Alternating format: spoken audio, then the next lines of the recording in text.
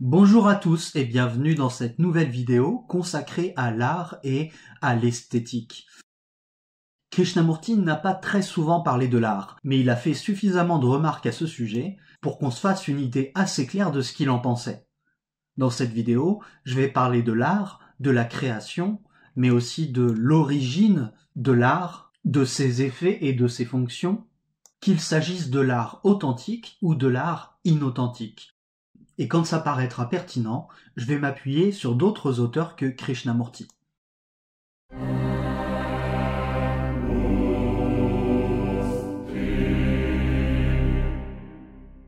Commençons par parler de l'art authentique selon Krishnamurti. Ce dernier dit en 1934 que l'expression authentique ou véritable est active ou spontanée, intégrale et intense, par opposition à l'expression individuelle qui est réactive. Cette expression authentique, c'est ce que Krishnamurti appelle les vraies expressions spontanées de beauté, d'art, qui sont complètes en elles-mêmes. Ailleurs, Krishnamurti explique que la compétence artistique et la beauté sont l'habileté ou le savoir-faire dans l'action et dans la totalité de la vie, c'est-à-dire la capacité d'accomplir une action qui n'engendre pas de souffrance ni de conflit. Il parle d'un savoir-faire dans notre propre vie. C'est ce qui permet de reconnaître la valeur des œuvres d'art, et cette compétence, selon Krishnamurti, elle devrait agir pendant toute la journée.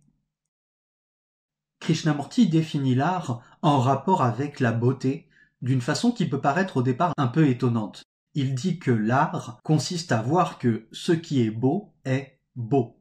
L'art, c'est, je cite, l'appréciation de la beauté, la richesse créatrice, un sentiment de joie, fin de citation, qui proviennent de la contemplation de la nature ou de l'humain. En 1925, Krishnamurti dit que l'art ne consiste pas à imiter la nature, mais à exprimer ou à révéler la grandeur ou la majesté que la nature figure ou évoque, ce que Krishnamurti appelle la noblesse que la nature évoque. Ici, on peut penser à ce qu'affirme un auteur qui s'appelle Conrad. Pour cet auteur, l'art, c'est, je cite, la tentative d'un esprit résolu pour rendre le mieux possible justice à l'univers visible, en mettant en lumière la qualité diverse et une que recèle chacun de ces aspects. C'est une tentative pour découvrir dans ses formes, dans ses couleurs, dans sa lumière, dans ses ombres, dans les aspects de la matière et les faits de la vie elle-même, ce qui leur est fondamental, ce qui est durable et essentiel, leur qualité la plus lumineuse et la plus convaincante, la vérité même de l'existence. L'artiste donc, aussi bien que le penseur ou l'homme de science, recherche la vérité et lance son appel. Fin de citation. Pour Nietzsche, l'art est, je cite, la tâche la plus haute et l'activité essentiellement métaphysique de cette vie. Fin de citation. Pour Nietzsche, l'art conduit à envisager l'accomplissement de la vie, l'absolu, la vérité. Ce n'est pas la fausseté de l'art, mais sa vérité qui pousse à réfléchir. En conclusion à ce sujet-là, on pourrait dire que pour Krishnamurti, l'art est vision, rapport sensible à la beauté, sensibilisation de la perception du beau, découverte de nouvelles perceptions et de nouveaux modes d'expression, manifestation à l'extérieur des moments de création dont on parlera tout à l'heure.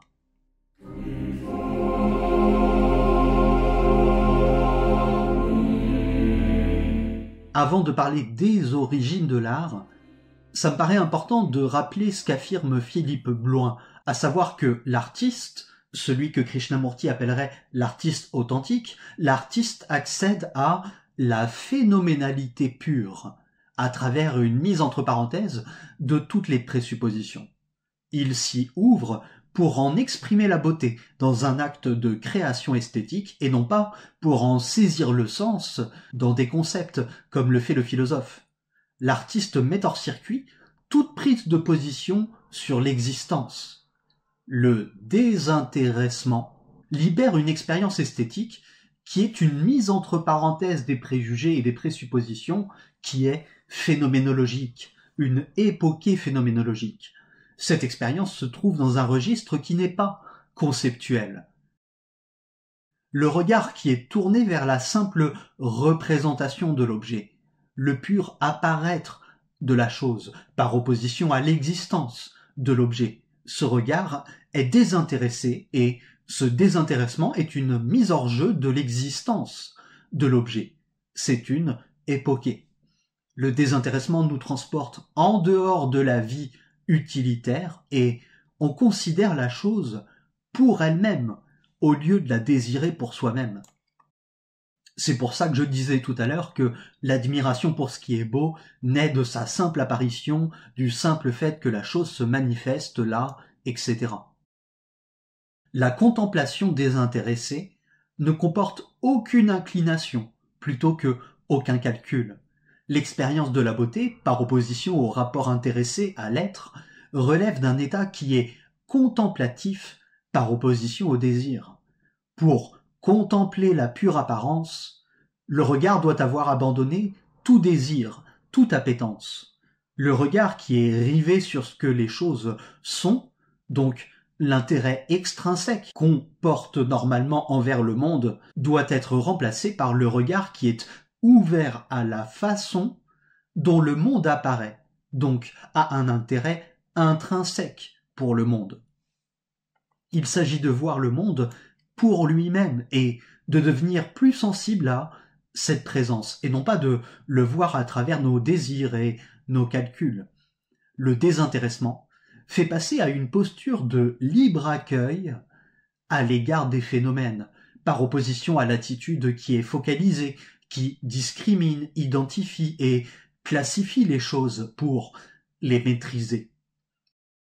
La perception esthétique éveille en nous cette posture sporadiquement, par opposition à continuellement, à l'égard de telle ou telle chose, par opposition à toute chose.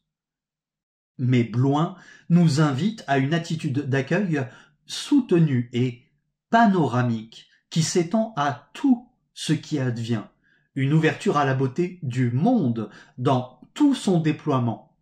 Il s'agit d'avoir une vision de la beauté sans limite, d'illimiter le voir esthétique. J'ajoute que le désintéressement, c'est ce qui permet au rapport à l'objet d'entrer en jeu, ce qui fait que l'objet en tant que pur objet apparaît. C'est pas la distance critique face à l'objet qui caractérise l'attitude théorétique et scientifique. Ici, la suspension de toutes les présuppositions redirige l'envolée métaphysique de la raison vers le monde immédiat du sensible. Cette époquée synthétise ainsi les points de vue en première et en troisième personne, c'est-à-dire que on adopte un regard qui est universel ou qui est désindividualisé et qui est porté sur ce qu'on éprouve, sur l'éprouvé, donc sur l'univers sensible. Un regard universel est jeté sur l'univers, d'où l'absence de séparation ou d'opposition entre nous et le monde, entre le sujet et l'objet. L'univers est alors présent à lui-même, par opposition à cette dualité dont je viens de parler.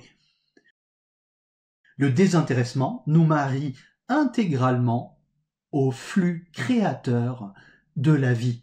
Et on verra que c'est ce que Krishnamurti appelle la création. Ensuite, ça me paraît important de rappeler ce que dit Nietzsche au sujet de l'art. Pour lui, l'art, c'est une activité d'interprétation, donc de reconfiguration, de déformation, de sélection de la réalité. Mais c'est une interprétation qui sait qu'elle est une interprétation, qui se reconnaît comme telle.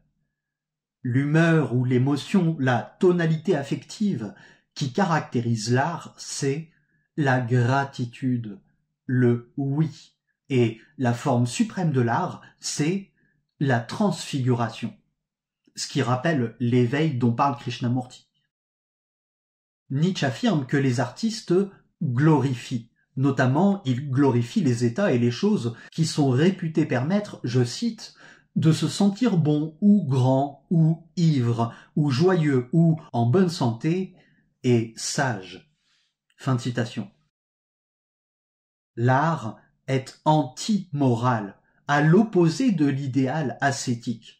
L'art, c'est ce que Nietzsche appelle, je cite, le culte du non vrai, fin de citation, c'est-à-dire la sanctification de l'apparence, la sanctification de ce qu'on appelle souvent mensonge, illusion ou faux. Nietzsche écrit « L'art vaut plus que la vérité », fin de citation. L'art est, je cite, la seule force antagoniste supérieure à toute négation de la vie. Fin de citation. L'art est anti-nihiliste. Pour les Grecs, l'art, c'est l'activité la plus noble de la vie humaine. Cette activité, c'est pas la connaissance. L'art, c'est, pour Nietzsche, je cite, la tâche suprême et l'activité proprement métaphysique de cette vie. L'art a permis aux Grecs de surmonter le pessimisme, c'est-à-dire de surmonter la croyance selon laquelle la vie n'a pas de valeur ou peu de valeur. Nietzsche nous invite à être, je cite, les poètes de notre vie, et d'abord dans les choses les plus modestes et les plus quotidiennes. Fin de citation. L'art, c'est l'activité créatrice qui reconnaît la valeur de l'apparence, la valeur de l'illusion et du mensonge.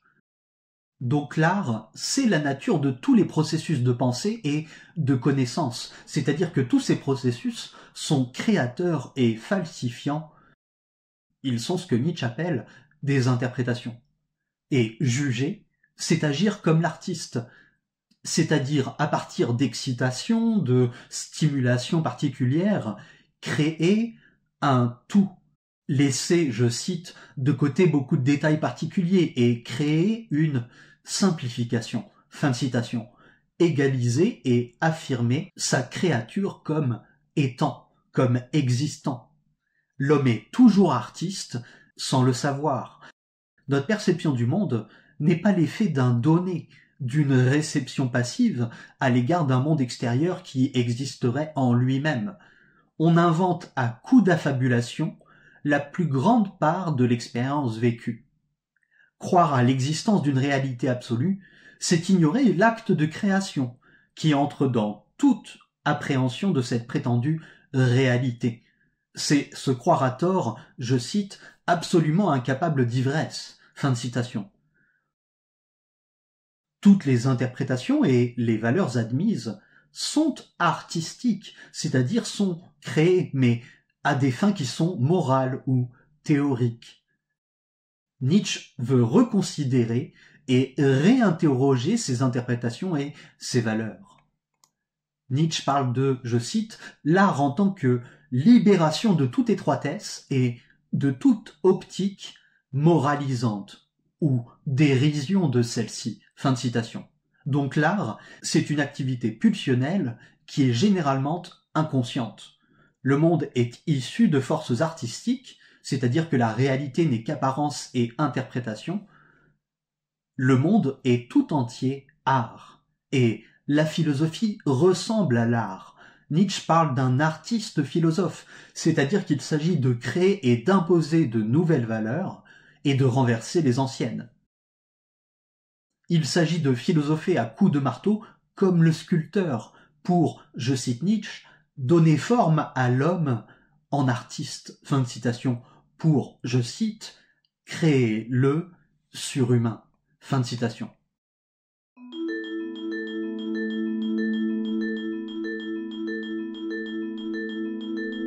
Puisque Krishnamurti définit l'art par la beauté, alors définissons la beauté. Pour Krishnamurti, la beauté est liée à une sensibilité fine et très développée, à la vigilance, à l'observation attentive. La beauté, c'est un sentiment de grande sensibilité. On verra que pour Krishnamurti, l'important c'est d'être artiste au sens où on est complètement éveillé et donc habile dans l'action et dans la totalité de la vie. Donc la beauté, c'est cet éveil complet et cette habileté pratique totale. À la fin des années 50, Krishnamurti dit que la beauté, je cite, est partout. Elle est dans la forme, dans le discours, dans notre conduite, et en 85, il dit que la perception de la beauté n'étant pas un état extrême, un état impossible à atteindre, chacun a déjà fait l'expérience du beau. Au début des années 60, il dit que la beauté est étrangère à la mémoire, sans rapport au passé. La beauté est toujours neuve. Elle est soudaine, stupéfiante. En 61, il écrit que la beauté est, je cite, quelque chose de totalement pur, d'incorruptible. Fin de citation. Et pour Krishnamurti, la beauté est liée à l'amour. En 61, il écrit que la grande beauté de la méditation est, je cite, beauté du silence. La floraison de la méditation est le bien et c'est la beauté de la méditation qui lui donne son parfum. Fin de citation. En 77, Krishnamurti dit que la beauté est la vacuité ou le néant absolu auquel nous réduit la révolution intérieure dans la mesure où cette révolution annihile l'ego, le moi. La beauté n'appartient pas au domaine de ce qui est pensé ou pensable, elle relève de ce qui est, tout court, c'est-à-dire de la vérité, de l'essence. Ce que dit Krishnamurti sur la beauté rappelle les propos de Philippe Blouin dans La phénoménologie comme manière de vivre. Pour Philippe Blouin, l'expérience du beau nous extrait du rapport égocentrique à l'être. Le beau est indépendant de l'utile et donc il est indépendant du concept, puisque les concepts dépendent de l'utile, la conceptualité dépend de l'utilité. Le fait de mettre hors jeu tout intérêt pris à l'existence de la chose permet de mettre hors jeu aussi toute classification conceptuelle. L'admiration pour ce qui est beau, de sa simple apparence, du simple fait que la chose se manifeste là, par elle-même, indépendamment des attentes ou des envies que je pourrais nourrir à son égard. Exprimer un jugement de goût, par exemple « cette fleur est belle », a éveillé chez les autres le sentiment qu'on éprouve soi-même en contemplant la chose, à attester par la parole d'une harmonie ou d'une sympathie qui se trouve avant le langage ou avant la pensée, une harmonie ou une sympathie des sensibilités ou entre les corps, entre les chairs. Michel Bidbol parle de l'extase du sentir artistique. Il évoque un enveloppement entier. Selon lui, le troisième temps de la suspension de toutes les présuppositions, l'époqué, suppose, je cite, une attitude d'ouverture absolue à l'intégralité de ce qui arrive, et pour cela, une correction des ultimes tentatives de se donner un thème d'étude, y compris un thème réflexif, accueilli sans jugement. Bidbol évoque, je cite, un accueil à 360 degrés, un abandon à toutes les focalisations concevables, à toutes les accommodations souhaitables, sans qu'aucune ne soit retenue et fixée, fin de citation, jusqu'à laisser affleurer l'évidence de l'être tel, évidence ardente et à jamais inattendue.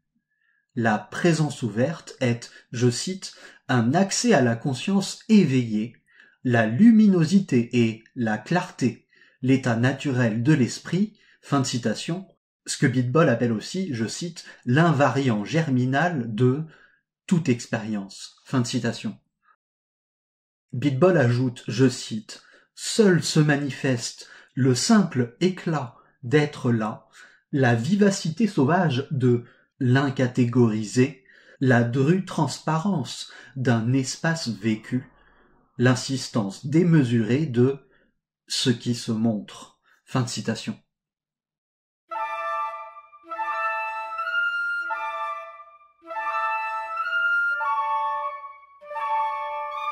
Parlons maintenant de l'artiste authentique.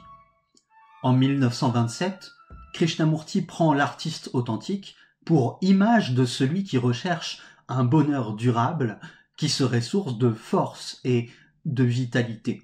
Pour Krishnamurti, l'artiste authentique illustre des qualités essentielles que chacun devrait posséder. Par exemple, la sensibilité et l'originalité créatrice par opposition à l'imitation, ça c'est ce que dit Krishnamurti en 1927, ou encore l'habileté dans l'action, dont on a déjà parlé. En 83, Krishnamurti évoque l'absence de complaisance et l'apprentissage constant. Et il y a aussi l'harmonie entre la vie quotidienne et l'expression individuelle. En 1934, Krishnamurti dit que l'artiste, je cite, ne parle pas de son expression individuelle. Il exprime ce qu'il ressent avec intensité. En 1945, Krishnamurti affirme que les grands artistes sont peut-être, je cite, plus sensibles, plus vifs, donc plus vulnérables et plus ouverts. Fin de citation. L'artiste est aussi, je cite, celui qui est parfaitement habile dans l'action. Fin de citation. Donc ça renvoie à la définition de l'art comme habileté ou savoir-faire dont on a parlé tout à l'heure. Or, l'action ne réside que dans la vie, donc. L'artiste est celui qui vit, je cite, en sachant s'y prendre. Fin de citation. Ce savoir-faire pouvant s'exprimer par la création artistique. L'artiste accorde plus d'importance à son art que à son moi, et il ne s'identifie pas à ses créations. Un art doit être pratiqué avec beauté, mais l'important c'est moins de pratiquer un art que d'être artiste au sens le plus élevé du terme, comme je l'ai dit tout à l'heure, c'est-à-dire de, je cite Krishnamurti, être complètement éveillé et donc être habile dans l'action, dans la totalité de la vie. Fin de citation. Il y a éveil complet et habileté pratique totale. Dans les années 30, Krishnamurti parle du, je cite, vrai artiste, et il définit celui-ci comme, je cite, celui qui vit complètement, harmonieusement, fin de citation, qui unit son expression dans des œuvres à sa conduite et sa vie quotidienne. L'homme qui possède la plus haute harmonie a un équilibre exquis et une intensité de lucidité. Fin de citation. L'artiste peut exprimer cette harmonie dans des œuvres ou, je cite, ne pas l'exprimer du tout, mais simplement la sentir. Fin de citation. Pour Philippe Bloin, l'artiste voit les choses telles qu'il les éprouve, en deçà de la façon dont il les conçoit, avec les yeux du sentiment plutôt que les yeux de l'entendement. Le peintre s'en remet aux apparences, indépendamment de ce qu'elles signifient objectivement. Il s'attarde sur les taches de couleur pour leur propre intérêt, au lieu d'être attentif à leur signification. Il y a unité entre l'épreuve de l'objet et l'objet éprouvé. Le sens du phénomène, c'est la manière dont le phénomène apparaît. Selon Claude Romano, l'artiste est une des figures de l'être soi-même, l'ipséité. L'artiste accompli, qui trouve son expression singulière dans un style, incarne un idéal d'accomplissement humain ou individuel, qui donne forme à une conception de la liberté comme accomplissement de soi-même, par opposition à la liberté comme libre arbitre. Comme on le verra quand on parlera des origines de l'art, un des foyers de l'idée d'être soi-même, l'ipséité. Un de ces foyers, c'est la philosophie de l'art. D'abord, les théories du style simple et de ce que Cicéron appelait le décorum. Ensuite, la conception romantique du génie. Et là, on a une analogie entre manifestation de soi-même dans sa vie et expression de l'artiste dans son œuvre. Enfin, à la Renaissance, ces questions deviennent centrales dans la réflexion sur le style individuel, influencée par les théories de la grâce. L'artiste devient le modèle pour penser l'accomplissement humain en général.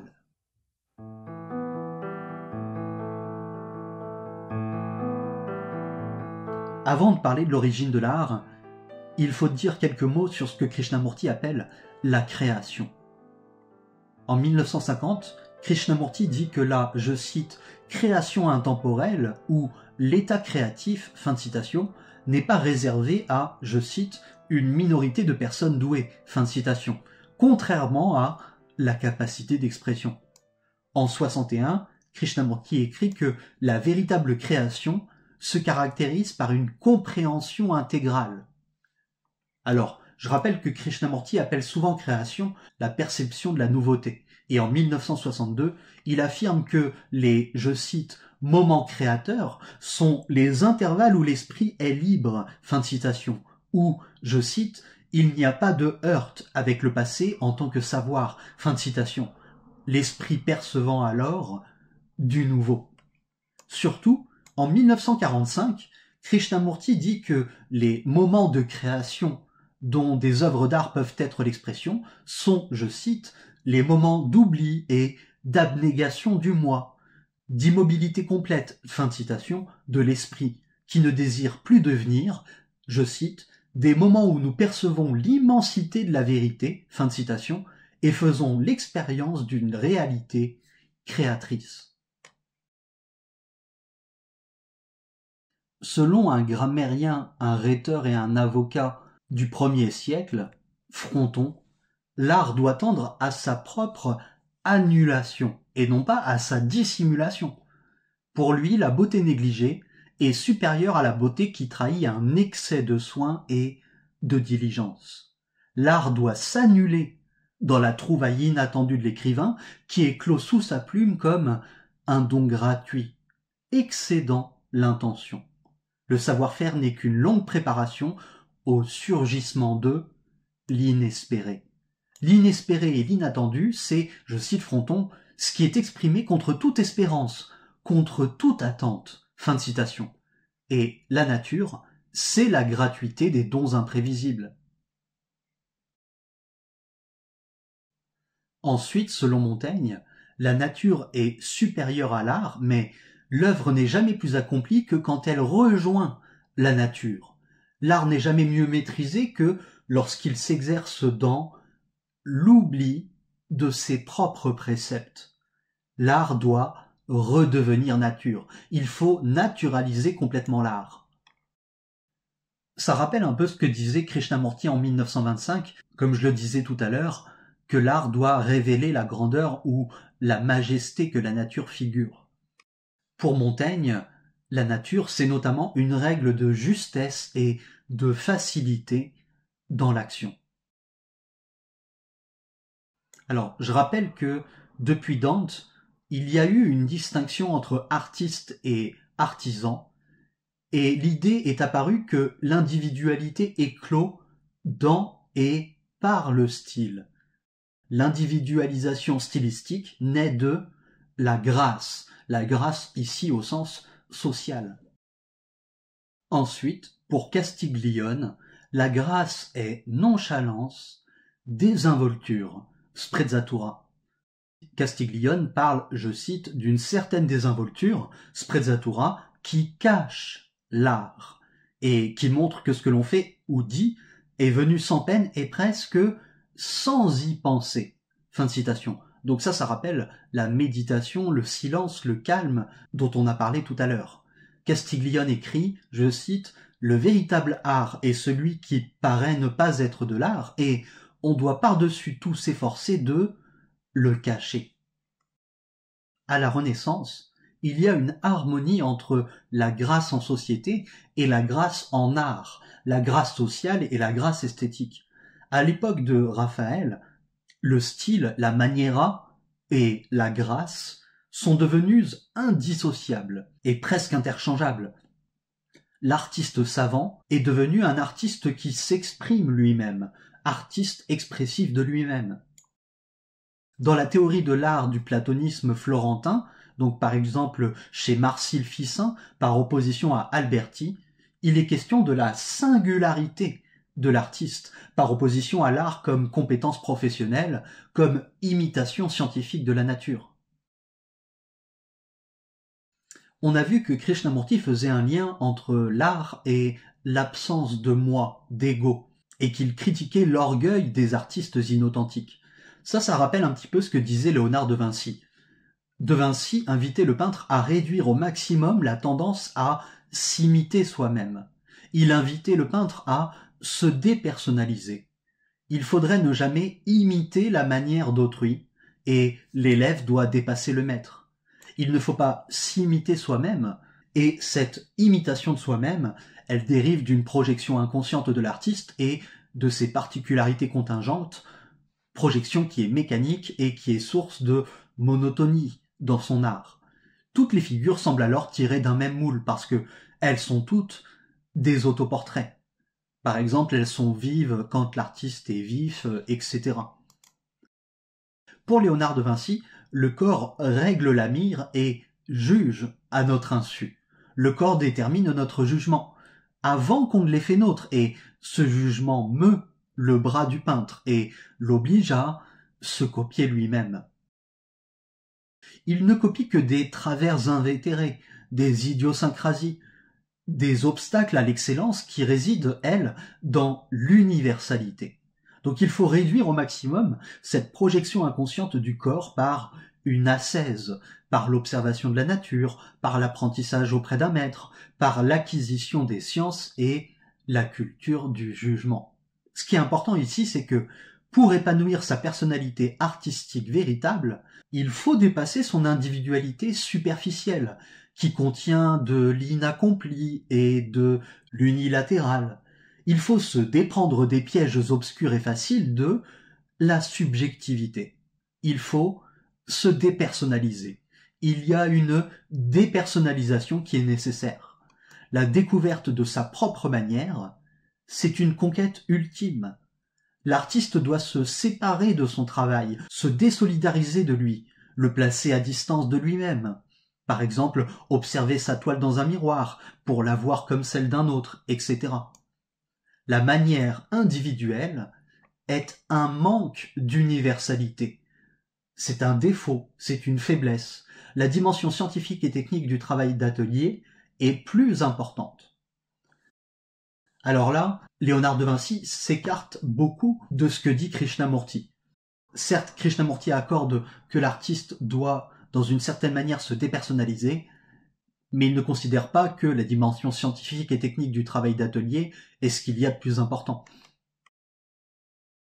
Ensuite, le théoricien de l'art et le peintre Vasari affirment que la manière individuelle est positive, contrairement à ce que suggérait parfois Léonard de Vinci, et il introduit la désinvolture nonchalante de Castiglione dans les beaux-arts. Pour Vasari, la grâce et le style, la singularité stylistique naissent de deux choses. D'une part, la liberté dans l'exécution, l'individualité, et d'autre part, la facilité, l'aisance. Vasari évoque, je cite, « une certaine liberté dans la règle qui, sans découler d'une règle, soit ordonnée à la règle et puisse être ce qu'elle est, sans entraîner de confusion ni compromettre l'ordre. » Et donc là, on voit bien qu'il y a une référence à la sprezzatura.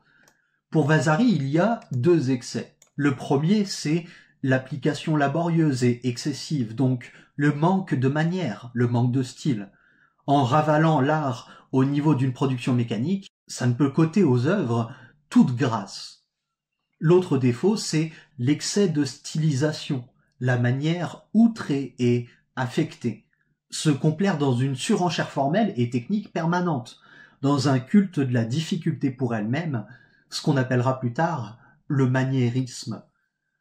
Donc là, on a la volonté de style, et pour se réaliser, elle doit piller les trouvailles d'autrui, mais sans être capable de les assimiler. Le premier défaut, l'application laborieuse et excessive, rappelle ce que Castiglione appelait l'effort manifeste, tandis que le deuxième défaut, l'excès de stylisation, rappelle l'affectation de grâce, l'absence d'effort seulement apparente chez Castiglione. Le premier défaut consiste à imiter servilement la nature et à ne pas sélectionner les motifs à reproduire. Cette approche purement technique de l'art condamne à la sécheresse.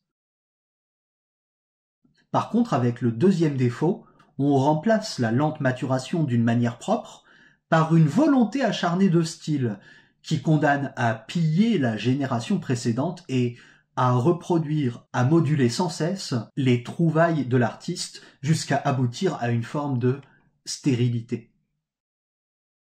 L'imitation, pour Vasari, doit être en rapport avec les prédispositions de l'artiste. Elle opère cette alchimie singulière qu'est l'apparition d'un style.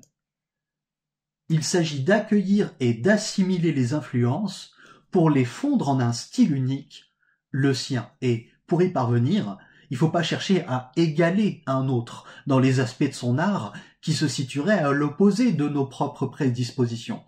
Il ne faut imiter dans cet art que ce qui a le plus d'affinité avec le sien et peut donc enrichir sa manière propre. Gombrich écrit « assimiler et transformer les inventions des autres et en faire quelque chose de propre ». Fin de citation. Donc, c'est là où on imite qu'on est le plus soi-même. C'est ça le paradoxe. Il y a un lien entre la capacité à s'assimiler les influences dont j'ai parlé et la facilité, l'aisance. Ce lien, c'est la capacité à ne pas se guider au-dessus de ses propres possibilités, la capacité à fuir l'étalage de virtuosité pour elle-même, et c'est ce qui donne à l'artiste, jusque dans ses emprunts, une certaine verve et une justesse, une verve pudique et une constante justesse qui n'est pas la facilité de talent. L'exécution ne doit pas sacrifier la facilité, l'aisance, qui est le signe de l'épanouissement des potentialités de l'artiste. Les influences sont dominées et maîtrisées au point qu'elles n'entrent jamais en conflit avec la manière propre du peintre ou le sujet qu'il s'est donné. Raphaël, par exemple, avait, je cite Gombrich, le don de fondre ensemble des éléments de la tradition pour en faire une œuvre nouvelle d'une organisation et d'une complexité supérieure. Donc, voilà la loi de la formation d'un style selon Vasari. Cette loi, c'est un subtil équilibre entre imitation des maîtres et l'épanouissement d'une manière singulière, entre l'universalité et l'individualité stylistique, la variété, ce qui rappelle la variété d'intérêts dont parlait Krishnamurti. La loi de la formation d'un style est un équilibre entre obéissance à la règle et spontanéité, assimilation des classiques et culture de sa propre personnalité, l'imitation de la nature et la maîtrise des techniques d'une part, et la maniera qui ne doit pas dégénérer en maniérisme d'autre part. Donc on a d'un côté un pôle objectif et de l'autre un pôle subjectif. D'un côté l'assimilation des règles, donc une dimension normative, et de l'autre le don inné, l'ingenium, ce qui est une dimension individuelle. On a d'un côté un langage formel qui a une forte normativité, et de l'autre côté on a un individu doué de penchants et de talents propres qui réussit d'autant mieux à accéder à sa manière singulière qu'il renonce précisément à forcer son talent. Je vais revenir sur ce point, mais avant ça, il faut bien comprendre qu'on a ici une opposition entre, d'une part, la règle, l'imitation des modèles, ce qui est artificiel, et d'autre part, la liberté, l'observation de la nature, ce qui est naturel. Donc, au sujet du fait qu'on réussit mieux à accéder à son propre style quand on renonce à forcer son talent. Claude Romano souligne que ce qui nuit le plus à la maturation d'un style, c'est l'acharnement à se donner un style. Ce qui contredit le plus l'épanouissement d'une personnalité artistique, c'est la recherche à tout prix de l'originalité. Donc ici, il faut bien faire attention.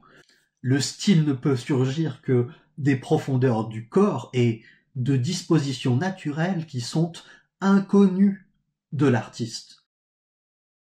Comme la grâce, le style déjoue toute volonté directe de l'atteindre, et le style ne s'offre qu'à celui qui a cessé de le poursuivre. Je souligne ce point qui me paraît très important, le style ne s'offre qu'à celui qui a cessé de le poursuivre. Dans le même genre d'idée, il y a Giovanni Paolo Lomazzo qui fait un lien entre nonchalance désinvolte et manière, mais aussi qui justifie ce lien. Il propose une esthétique de la maniera individuelle. Il est le premier à reconnaître la maniera personnelle comme qualité positive, mais il souligne aussi qu'une certaine aisance gracieuse garantit la possibilité du style.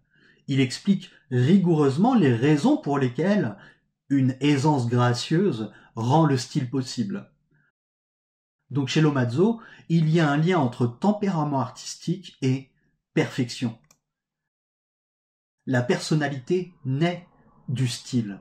Il faut apprendre à discerner ses propres dons et inclinations pour pouvoir choisir en fonction d'eux les modèles à imiter, de telle sorte que cette imitation ne fasse pas violence à la nature propre de l'artiste, parce que selon les différents talents de chacun, les mérites sont différents et mieux on sait reconnaître ses talents, plus ils sont féconds et nous conduisent à un degré plus élevé de perfection. On sait que l'artiste travaille pas à l'encontre de ses propres dons naturels quand il garde de la facilité dans tout ce qu'il fait. Mais cette aisance, elle se trouve entre deux autres facilités. D'une part, la facilité initiale du talent inné, et d'autre part, la facilité finale de la maîtrise. La seule boussole doit être l'aisance. C'est seulement en bannissant l'effort superflu et contre-productif que l'artiste favorise l'apparition de sa manière propre. Et là, on a un effort qui vient perturber l'exécution par opposition à un effort qui réside dans le travail à long terme. En reproduisant un style singulier, l'artiste accède à ce que son style a d'unique, à sa propre singularité stylistique. Je cite Romano, en se donnant un modèle conforme à ses propres dispositions, il peut, dans une certaine mesure au moins, s'exprimer lui-même, c'est-à-dire se passer de modèle ou devenir à soi-même son propre modèle. Fin de citation. Et je souligne que Krishnamurti parle souvent du fait de devenir soi-même. Mais retournons à Lomazzo. Pour lui, quand l'artiste contrarie son génie, il porte préjudice à son style, et souvent, il le gâte irrémédiablement. Romano écrit, je cite, « C'est pas le maître qui doit imposer à l'artiste un style, c'est l'artiste qui doit choisir des maîtres en fonction de son génie propre. » Fin de citation. C'est de là que viendra l'idée que l'artiste est plus important que les canons de l'art, ce qu'on peut appeler l'individualisme esthétique. Pour Romano, le style ne doit pas être forcé. Je cite, « Il doit couler de source et n'être en accord avec la sensibilité et les dons de l'artiste. » Donc, d'une part, Lomazzo recommande au peintre la désinvolture nonchalante. D'autre part, il conseille de prendre en considération cette disposition de la nature sans laquelle on ne peut communiquer aucune grâce aux œuvres. Surtout, il fait un lien étroit entre la grâce et la force du style, la force stylistique. Le talent ne suffit pas, mais il faut choisir ses maîtres. Le talent ne suffit pas parce que si on n'assimile pas des techniques et qu'on n'étudie pas auprès d'un maître, la personnalité artistique reste en jachère.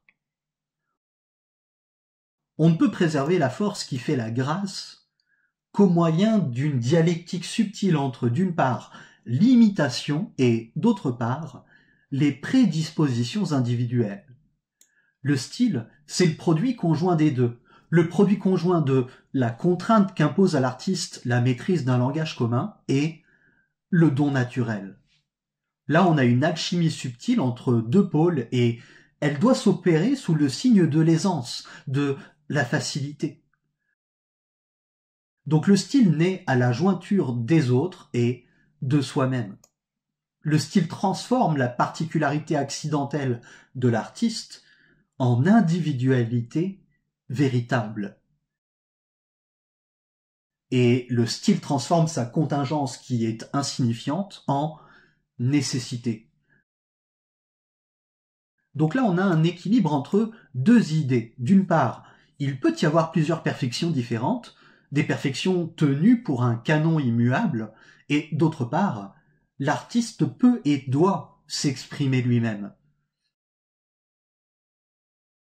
Alors, l'idée qu'il peut y avoir plusieurs perfections différentes, tenues pour un canon immuable, ne doit pas être confondue avec le culte de l'originalité pour elle-même, l'apologie d'une imagination sans bornes, libérée de tout langage commun, qui ne reconnaîtrait d'autre loi que la sienne et qui prétendrait tout tirer de son propre fond, comme on le voit dans le mouvement romantique.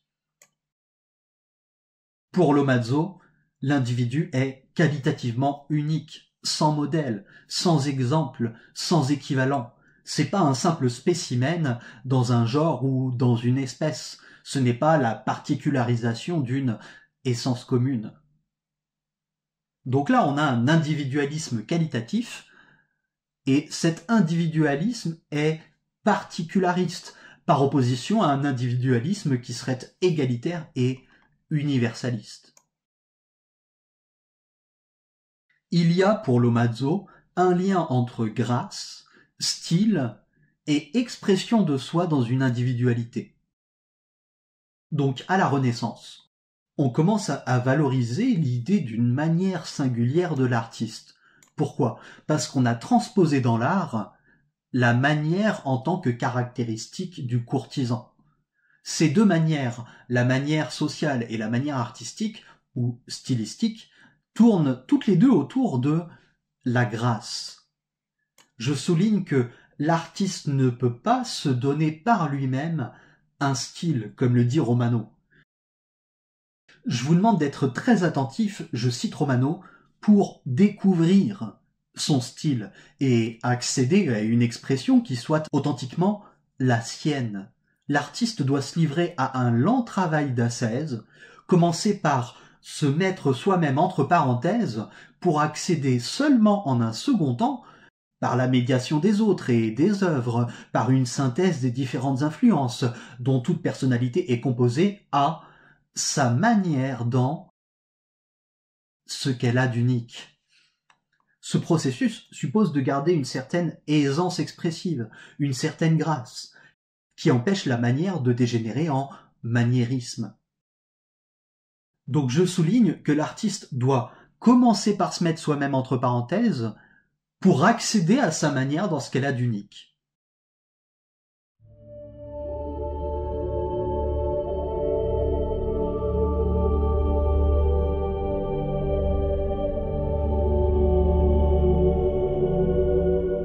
Ensuite, il y a aussi Marivaux, qui souligne que la clé du style est un certain laisser-aller de l'esprit. Pour Marivaux, le déguisement porté à son comble aboutit à l'expression de ce qui ne peut pas se déguiser. Le naturel révèle la subjectivité de l'artiste et permet à l'artiste de se singulariser par l'art. La négligence dont parle Marivaux, le laisser-aller de l'esprit, révèle l'homme sous l'artiste. Elle permet à l'artiste de rester lui-même, en jouant avec les codes artistiques, sans les renier. Créer naturellement, c'est, je cite Marivaux, se ressembler fidèlement à soi-même. Penser naturellement, c'est penser dans la singularité d'esprit qui nous est échue. Fin de citation. Le style doit rester simple, hardi, irrégulier, comme le je ne sais quoi qui caractérise la grâce. Alors, avant de parler des buts, des effets et des fonctions de l'art, je voudrais parler de quelque chose qui ressemble beaucoup à la désinvolture nonchalante dont parle Castiglione. Il s'agit de la nonchalance, du laisser-aller ou de l'extravagance dont parle un livre chinois taoïste, le Li Zi. Ce livre prône l'alliance de nonchalance et de dédain, comme dans le cas de la sprezzatura. L'artiste associe laisser-aller et rigueur, sûreté et abandon, justesse et rapidité d'exécution. Le naturel, c'est le lieu d'une liberté qui est une conquête difficile. Il faut se rendre disponible à la trouvaille souveraine du pinceau qui éclate dans la grâce de l'instant. Ce qui est important ici, c'est que l'artiste doit agir sans but déterminé. Et ça, c'est ce que dit aussi Krishnamurti, comme on va le voir. Parlons maintenant de l'art inauthentique. Krishnamurti fait une différence entre la beauté des œuvres d'une part et la beauté véritable d'autre part. La beauté des œuvres, elle dépend de la pensée et des sentiments, et elle n'est pas nécessairement liée à une profonde sensibilité, à la disparition du sentiment du moi, à l'austérité, à la passion et à l'amour. Quant à l'artiste, Krishnamurti affirme en 1961 qu'il est généralement orgueilleux. Il a un sentiment de supériorité sur les autres hommes. En 84, Krishnamurti explique que la raison de cet orgueil, c'est qu'à la différence des autres hommes, l'artiste sait pratiquer un art et la manière dont il exprime sa pensée, c'est-à-dire par des œuvres artistiques, est différente de celle des autres hommes. Cet égoïsme et cette impression d'être différent des autres apparaissent dès que l'artiste s'identifie à son expression en tant qu'artiste ou s'attache à cette identification. L'artiste croit, à tort, que les expressions de la pensée, qui sont variées, donnent une véritable individualité. En 61, Krishnamurti explique que l'intérêt de l'artiste inauthentique se limite à un seul domaine de l'existence, par opposition à la totalité de l'existence. L'artiste s'efforce d'exprimer ce qu'il ressent dans ce domaine-là uniquement. Et il n'est pas forcément habile en tout. Il peut négliger ce que Krishnamurti appelle, je cite, « le vaste champ de la vie », fin de citation, menant une existence qui n'est que, je cite, « désordre et confusion », fin de citation. L'artiste étant orgueilleux, le temps qu'il consacre à la création est, je cite Krishnamurti, en contradiction avec le sens général de sa vie, fin de citation. Il n'est peut-être pas du tout un artiste parce que il accorde plus d'importance au moi que à son art, qui n'est qu'un moyen pour lui d'être célèbre. Il identifie son moi avec ses créations qu'il croit belles. En 84, Krishnamurti utilise l'image de l'artiste pour illustrer notre ignorance vis-à-vis du fait que la pensée est universelle, c'est-à-dire commune à tous les hommes. Et l'artiste illustre aussi la façon dont l'identification à une expression individuelle conduit à la division entre les hommes. En 61, Krishnamurti explique que l'artiste nomme ce qu'il voit et le place dans une catégorie, le compare avec des œuvres d'art. Son observation a un but où il n'est pas nécessairement attentif à la beauté de la nature. Je cite Krishnamurti, « il est pris par ses exercices quotidiens ou bien l'ambition le tient à la gorge ». Fin de citation. En tant que professionnel, il ne voit rien.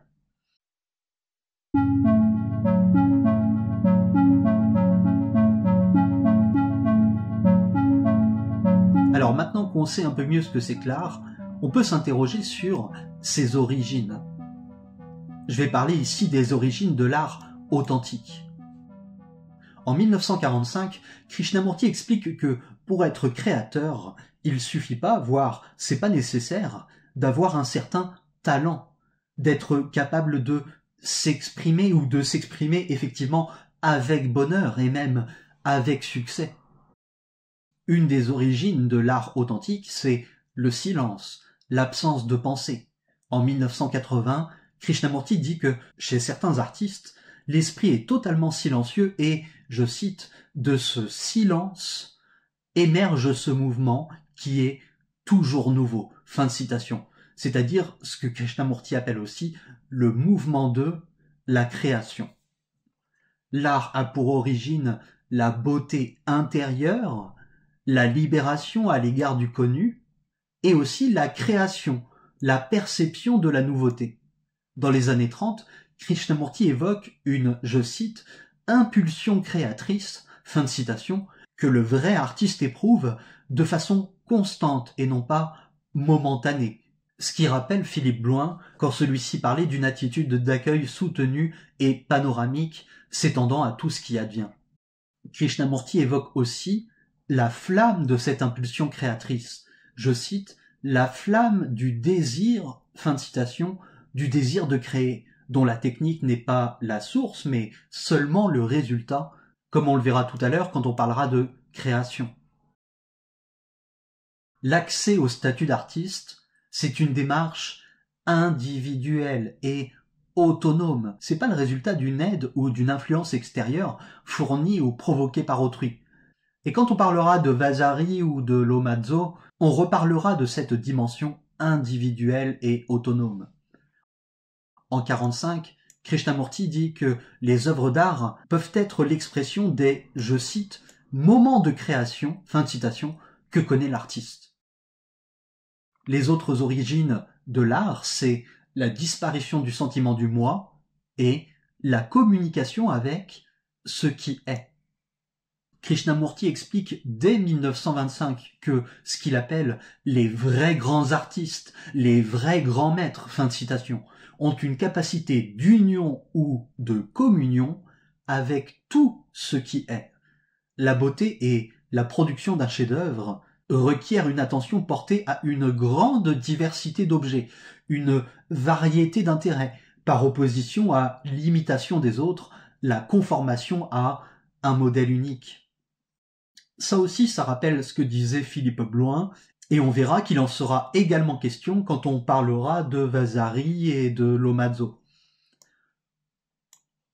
En 1964, Krishnamurti évoque cet, je cite, « état de communion », fin de citation, de l'artiste avec l'objet qu'il représente. Cet état de communion ne comporte aucune interprétation, aucun sens de communication et de recherche de moyens d'expression. L'art a aussi pour origine la relation avec ce que Krishnamurti appelle le fondamental, c'est-à-dire l'illimité, l'incommensurable, le sacré. En 1975, il explique que certaines œuvres qui sont dans le temps trouvent leur origine dans, je cite, ce qui n'est pas créé, fin de citation, et ce qui échappe au temps, ce que Krishnamurti appelle la profondeur, et David Bohm confirme, je cite, la source, l'essence de la créativité, ignore toute notion de croissance, mais la créativité peut favoriser certaines éclosions dans des domaines où le temps a cours. Certains temples indiens, selon Krishnamurti, sont hors du temps. Leur origine n'est pas due à une entité ayant forme humaine. En 1929, Krishnamurti explique que un artiste crée, je cite, parce qu'il trouve sa joie en peignant, parce que c'est sa façon de s'exprimer, son honneur, son bien-être, fin de citation. Et Krishnamurti dit qu'il agit pour la même raison et non pas par attente d'un résultat. En 1950, il dit qu'il n'y a création artistique véritable que si la rupture avec l'art qu'il appelle traditionnel ou utilitaire, si cette rupture est spontanée, si elle n'est pas, je cite, une réaction, ni le produit d'un système ou d'un critérium. Ça rappelle ce que Krishnamurti appelait en 1934 les vraies expressions spontanées de beauté, d'art, qui sont complètes en elles-mêmes. En 1980, Krishnamurti évoque la création véritable, un rapport authentique au mouvement éternel, lorsque l'artiste se met, je cite, en état de méditation profonde, fin de citation, avant de créer et qu'il commence à travailler lorsqu'il sent, je cite, le moment venu, fin de citation, c'est-à-dire quand le passage à la production matérielle semble nécessaire ou naturel, lorsqu'il est spontané. Romano constate qu'il y a de la spontanéité dans l'excellence, dans de nombreuses pratiques artistiques.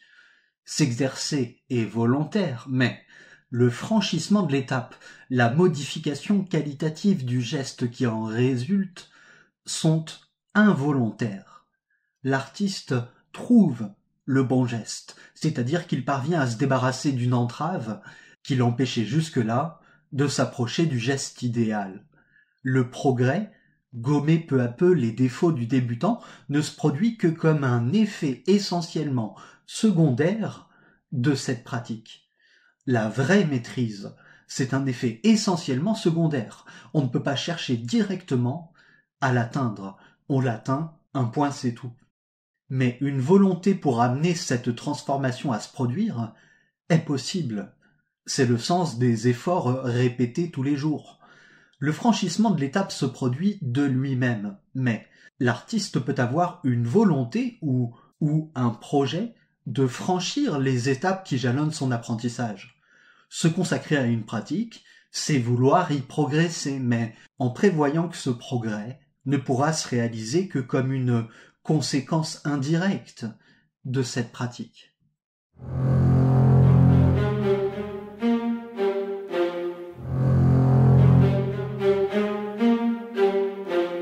Pour Nietzsche, l'origine de l'art, c'est un symptôme d'un haut degré de force, une intensification de force et de plénitude, un surplus de force, un état de plaisir qui est un haut sentiment de puissance, ce que Nietzsche appelle l'ivresse. L'ivresse, c'est ce qui permet à un individu d'avoir la force de créer ou de recréer la réalité à la mesure de sa propre plénitude et de sa force. Je cite Nietzsche, « Dans cet état, on enrichit tout à partir de sa propre plénitude. Ce que l'on voit, ce que l'on veut, on le voit dilaté, tendu, fort, surchargé de force. L'homme de cet état métamorphose les choses jusqu'à ce qu'elles réfléchissent sa puissance, qu'elles soient des reflets de sa perfection. » Fin de citation. Et Nietzsche ajoute que l'art, c'est, je cite, « cette nécessité de métamorphoser en parfait. » Fin de citation. Quant à la beauté, pour Krishnamurti, ses origines, ce sont la sensibilité, la vulnérabilité, l'énergie, l'absence de sentiment du moi, l'austérité, l'innocence, le silence et la cessation du désir.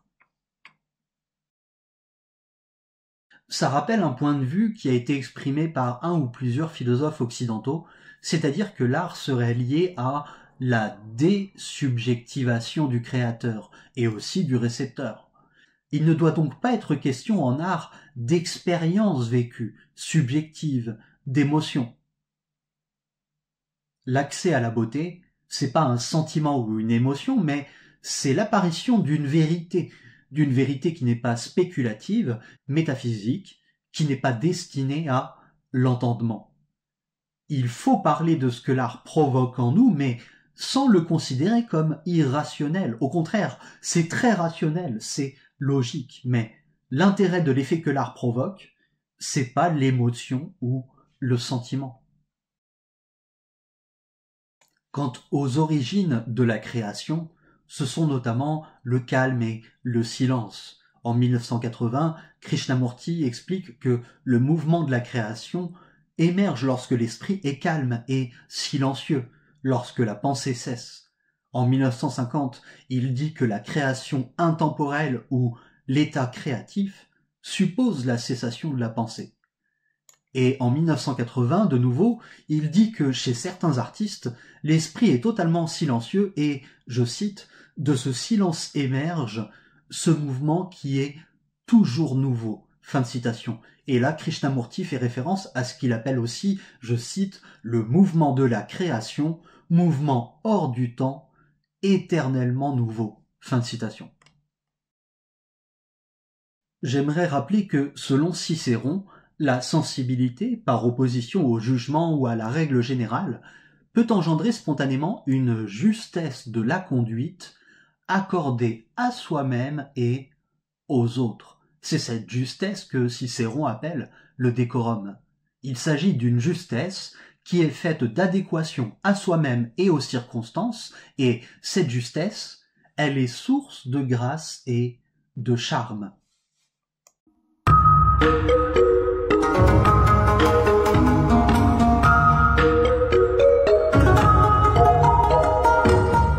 Concernant les origines de l'art inauthentique, en 1981, Krishnamurti déclare que les œuvres d'art sont traditionnellement les produits de la pensée. La production artistique est liée au connu, donc au passé.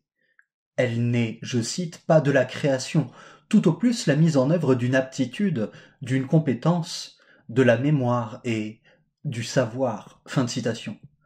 Habituellement, les artistes ne sont pas en état de communion avec les objets qu'ils représentent dans leurs œuvres et ils survalorisent le moi. Cette survalorisation intervient, je cite, dès l'instant qu'on veut s'exprimer, se montrer, se vendre, devenir célèbre, etc. Fin de citation. L'attachement à ce que Krishnamurti appelle les expressions extérieures de la beauté. Les choses soi-disant belles. Cet attachement apparaît quand on n'apprécie pas la beauté, du fait que, je cite, la plupart de nos vies sont hideuses, laides, mornes et vides, au-delà de toute expression. Fin de citation. Qu'on est en conflit et sans amour, sans compassion ni générosité. On collectionne des choses prétendues mêmes. On collectionne des choses prétendues belles, je cite, lorsque nos cœurs sont vides, fin de citation, et on éprouve le besoin de recourir à des œuvres d'art parce que, je cite, nous avons oublié comment être bienveillants, fin de citation, et comment contempler la beauté de la nature. Le fait que nos cœurs soient vides, qu'ils ne contiennent, je cite, ni art, ni beauté, fin de citation, et qu'on s'attache aux choses, nuit à l'éducation. Résultat, on ne peut pas, je cite, avoir de l'art, de la beauté à l'école ou dans l'éducation, fin de citation, éduquer convenablement nos enfants. Surchargé d'une centaine d'élèves, l'enseignant accroche une image au mur et parle d'art, mais nos écoles indiquent un esprit et un cœur vides et, en elles, la beauté est absente.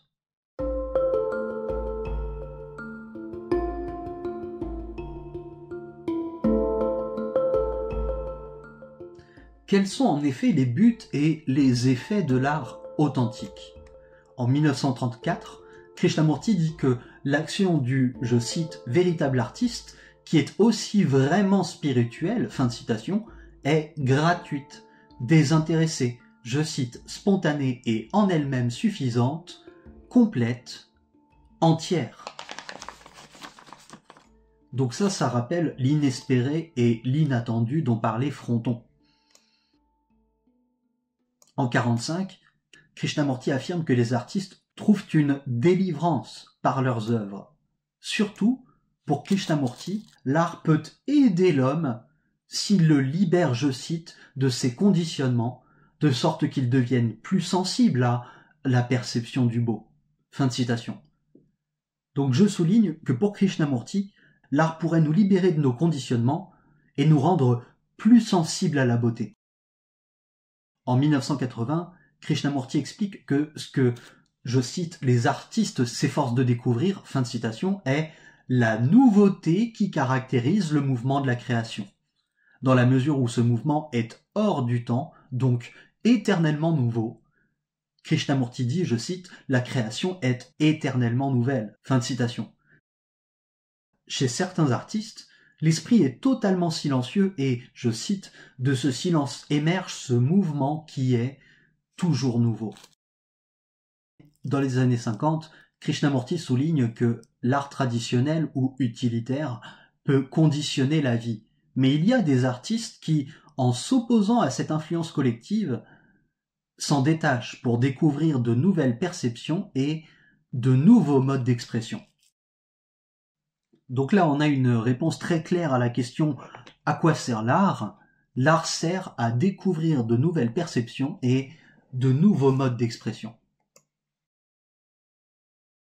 Pour ma part, j'imagine un art, une peinture, qui montrerait, qui ferait voir notre solidarité originaire avec le monde. Ça serait une peinture de la non-dualité entre celui qui voit et ce qui est vu. Elle provoquerait chez le spectateur une sensation d'immersion et de continuité. Peut-être que le spectateur aurait l'impression d'être le tableau. J'imagine une manière de peindre qui révélerait la construction, non pas de l'image elle-même, mais de la réalité, la construction se faisant, incoative. On pourrait imaginer que l'art serve à toucher la réalité, mais sans recopier la perception ou traduire la pensée, alors que la perception et la pensée, ce sont nos deux accès habituels et habituellement privilégiés à ce qu'on tient pour la réalité, pour réel. Peut-être que dans l'art, il pourrait s'agir de traduire la perception qui est authentique, c'est-à-dire la perception la plus attentive, et de traduire la pensée qui est elle aussi authentique, c'est-à-dire la pensée qui est plus profonde, rationnelle, logique, sensée. On a vu que pour Krishnamurti, l'art pouvait libérer l'homme. Eh bien, pour Nietzsche, l'art, c'est ce qui nous libère du préjugé fondamental en faveur de la vérité, au profit de l'amour des apparences. L'art aboutit à une pensée indépendante et à la gaieté d'esprit. Je cite Nietzsche, « Nous avons l'art, afin que la vérité ne nous tue pas. » Fin de citation. Et pour Nietzsche, la vérité est laide. L'art, c'est, je cite, « le plus grand stimulant de la vie. » Fin de citation. Comme on l'a vu, l'art a permis aux Grecs de surmonter le pessimisme. Pour Nietzsche, l'effet de l'art, c'est l'ivresse et l'entraînement à la création. L'art peut intensifier la vigueur et la vie. Je cite Nietzsche, « une exaltation du sentiment de vivre, un stimulant de celui-ci. » Le grand art, pour Nietzsche, vivifie, énergise. Quant à Krishnamurti, il pense que les effets de la beauté sont d'abord l'effacement du moi et de nos problèmes, la fin de la pensée, ensuite l'amour et la maturité, puis la solitude, et on peut dire aussi que l'art authentique coupe le souffle.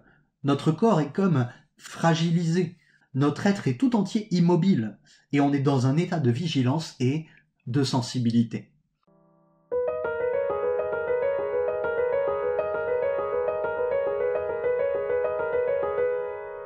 Pour finir, parlons des buts et des effets de l'art inauthentique. En 1927, Krishnamurti explique que l'erreur de l'artiste, c'est de chercher la permanence dans ce qui est impermanent, ce qui est durable dans ce qui est éphémère. Et en 61, il affirme que l'effort de l'artiste consiste dans une volonté et une tentative d'exprimer son individualité, de communiquer ses sentiments ou ses émotions. Donc, ici, le but, c'est l'expression. En 1934, Krishnamurti évoque l'expression individuelle qui utilise l'art par opposition à l'action en tant que comportement spontané qui est créateur de nouveautés. L'art serait réaction au milieu, l'effort de s'exprimer par cette réaction. En 1980, Krishnamurti affirme que la création artistique, je cite, s'exprime par une forme, fin de citation, elle s'accompagne d'un besoin d'expression. Un des buts de l'art, c'est aussi la fuite de la réalité, comme l'explique Krishnamurti en 1934. Il s'agit de s'évader d'un milieu avec lequel l'individu est en conflit. L'expression individuelle de l'artiste n'est alors qu'un instrument au service du moi, au service d'un intérêt personnel. L'expression vise l'obtention d'un résultat, d'une satisfaction, de la sécurité et de la permanence. C'est parce qu'il est difficile d'agir de façon appropriée vis-à-vis de notre milieu qu'on est trop attaché à ces moyens d'évasion et qu'on les survalorise. Dans les commentaires sur la vie, on lit que la recherche de la beauté menée par les ambitieux, les astucieux et les interminables conversations sur l'art sont des fuites devant la vie, c'est-à-dire des fuites devant soi-même. Il en va ainsi lorsque les arts remplacent la compréhension de soi-même. Écouter un chanteur, ça peut être la réaction d'un cerveau endommagé, malade, qui parvient par ce moyen-là non pas à régler mais à fuir ses problèmes. En 1945, Krishnamurti attribue à l'art le but ou l'effet de rechercher la perfection des formes, mais aussi la misère, l'envie, la violence. En 1945, Krishnamurti explique que l'art vise à rechercher la perfection des formes, mais qu'il produit de la misère, de l'envie, de la violence, de la passion. L'artiste exprime parfois l'expérience des moments de création, je cite, en recherchant la perfection des formes et non au moment de l'expérience elle-même. Fin de citation. Dès lors, l'artiste est en conflit et il accorde de la valeur à son expression, à l'ambition, à la célébrité parce que son œuvre, c'est la sienne, c'est le fruit de son propre travail. Je cite Krishnamurti, il contribue ainsi à la misère du monde, à l'envie, au sang répandu, à la passion. Il est perdu dans cette lutte et, plus il s'y perd, moins il devient sensible et vulnérable à la vérité. Ce conflit voile la joyeuse clarté qu'il avait entrevue, même si, grâce à sa capacité technique, il exprime des visions qui se vident de leur contenu et durcissent. Les non-artistes perdent aussi la puissance créatrice quand, je cite, l'esprit cœur est agité, lorsqu'il est en conflit. Celui-ci renforce la tendance qu'a le moi de s'enfermer sur lui-même. Fin de citation. Comme on est, je cite, presque tous dans un état de lutte constante à l'intérieur de nous-mêmes, nous avons rarement de tels moments de sensibilité et de calme, et lorsqu'ils arrivent, ils sont accidentels. Nous essayons alors de les capturer et ne faisons que charger notre cœur-esprit du poids d'un passé mort. L'effet de l'art, ça peut être aussi le succès personnel, le chaos, et encore une fois la misère, l'oppression, la cruauté, l'ignorance, la confusion. C'est encore ce que dit Krishnamurti en 45. Les artistes sont pas nécessairement des créateurs. Les artistes peuvent être, je cite, aussi avides et mondains, fin de citation. Ils recherchent le succès personnel. Ils contribuent, je cite, ainsi au chaos de la misère de ce monde, fin de citation. Ils sont, je cite, responsables lorsqu'ils cherchent la célébrité, lorsqu'ils sont envieux, mondains, passionnés, lorsque leurs valeurs sont sensorielles. Fin de citation.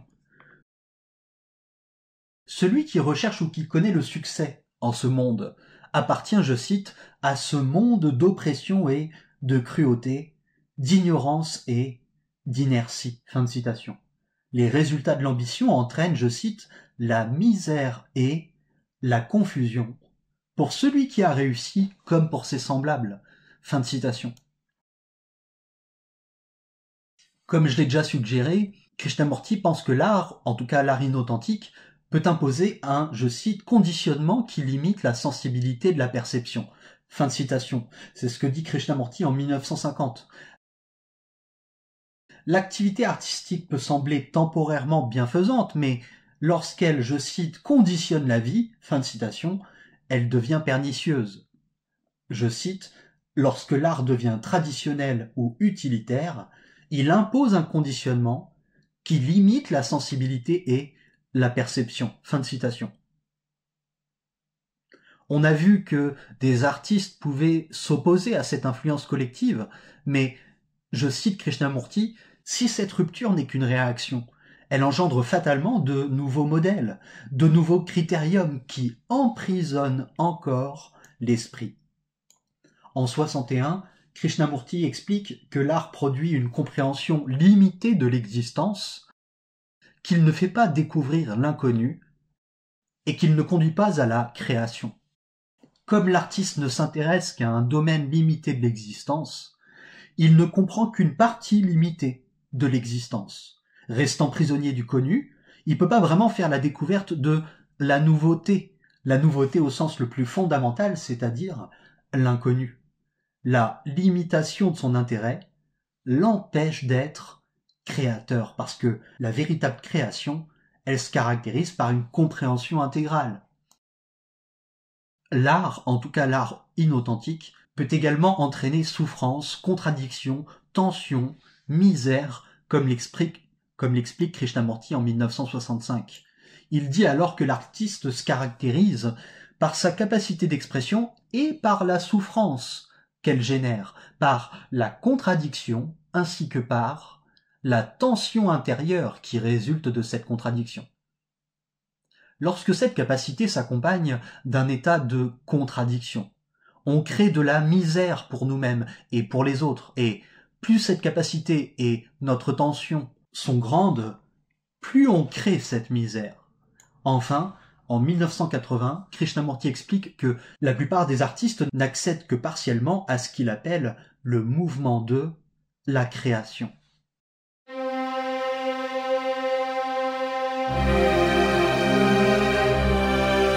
Voilà, c'est tout pour l'art, la beauté et la création.